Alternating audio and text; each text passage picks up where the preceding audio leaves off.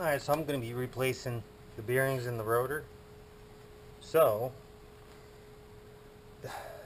the outer bearing came out just fine, but the inner one is guarded by the seal. And even though I do have a new seal, uh,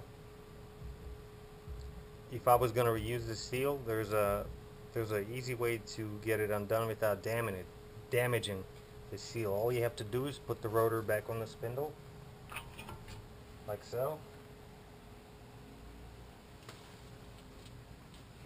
Then do not put the old bearing back in there. All you do is you put the nut back on there like so, without the washer, and you just slide the rotor out. Boom. There she is. You pull the nut off. You got the old bearing and the seal. No damage whatsoever, because it used the old bearing to pull itself out on the metal shoulders. So it's a pretty easy trick.